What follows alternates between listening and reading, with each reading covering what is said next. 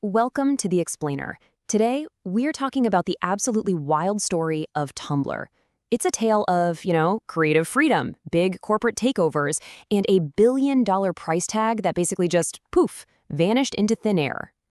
So right here, this is the heart of the mystery, isn't it? How on earth does a platform that someone paid over $1 billion for get sold for less than $3 million just 6 years later? It's a crazy drop. So to figure this out, we've got to rewind and go all the way back to the start. All right, so our story kicks off back in 2007. A brand new kind of blogging platform pops up, and it quickly becomes this total haven for creative types. It was founded by this guy, David Karp, and the whole idea was built around something called tumble logs. So what's a tumble log? Well, think of it like a faster, much more visual kind of blog. It wasn't about writing these long, detailed diary entries. Nah, it was all about sharing images, GIFs, and quick thoughts. And wow, did it take off. The growth was just explosive. I mean, look at that. 75,000 users in just its first 2 weeks. That's insane. It blew up, becoming this cultural hub, especially for teens and young adults. And by 2012, it got so big that major brands like Adidas were jumping on board. But here's the thing that really made Tumblr, well, Tumblr. It was its culture, specifically how people talked to each other. You see, instead of a normal comment section, users would reblog a post and add their own thoughts right into the tags. This created these amazing, sprawling, layered conversations. Sometimes they were super insightful, other times just hilarious. It was a totally unique way to interact. Okay, so you've got this platform with explosive growth and a super unique culture. That kind of thing doesn't stay a secret for long, right? And sure enough, a tech giant came knocking on the door with a massive offer. And that tech giant was Yahoo. In May of 2013, they dropped a bombshell. They were buying Tumblr for a staggering $1.1 billion. And get this, all cash.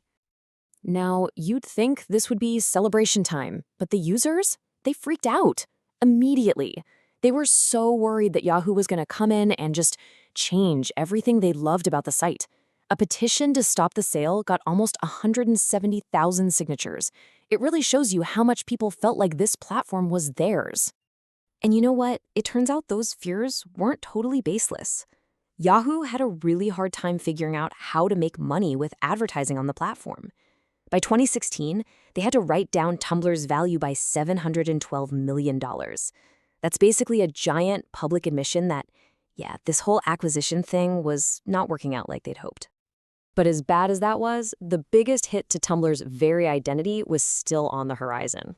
Fast forward to 2018, the platform has a new owner, Verizon, and they're about to make one single decision that will change, well, everything. So here's what happened. Some truly awful stuff. Illegal child pornography was found on the service. This led Apple to pull the Tumblr app from the App Store completely, and Tumblr's response was drastic. To get back on the App Store, they decided to just ban all adult content. Period. And this new policy was no joke. It was super specific and really sweeping. They used a mix of algorithms and actual people to enforce it. But what it really did was fundamentally change the DNA of the platform. The very nature of what you could and couldn't share was altered overnight. The fallout, it was devastating for user traffic. I mean, just look at this chart. The platform lost an estimated 30% of its users, a third, in just a couple of months. Entire communities just picked up and left. And the way they rolled this out was a complete mess. The algorithm they used was just awful. It was flagging things like classical art and, I'm not kidding, pictures of raw chicken. But on a much more serious level, a lot of critics pointed out that the ban hit LGBTQ+ communities especially hard. For many of them, Tumblr had been one of the few truly safe spaces online. So after this great content purge, Tumblr was basically in a free fall. And that brings us to the most recent chapter of this saga, another new owner and a really uncertain future. Okay, so in August 2019, Verizon just wanted out. They sold the platform to Automatic, that's the company that makes WordPress. And the price? Get this, reportedly less than $3 million. Let that sink in. From $1.1 billion to under $3 million in just 6 years. Absolutely staggering. So now, under automatic, Tumblr is trying to figure out what it wants to be. They're trying some interesting new things, like connecting to the decentralized web, the Fediverse, through ActivityPub. But they're also making some pretty controversial choices, like selling user data to train AI models for companies like OpenAI and Midjourney. But even with these new strategies, the money problems haven't gone away. The platform is reportedly still losing something like $30 million a year. And that really gets back to the core problem, doesn't it? How do you monetize a platform that's built on this idea of creative freedom and really specific, niche communities, without completely selling out and alienating the very people who make it special? So, what's the future for Tumblr? In an internet that's more and more dominated by slick algorithms and AI, is there still room for its unique, kind of weird, chaotic brand of creativity? Can that weirdness survive?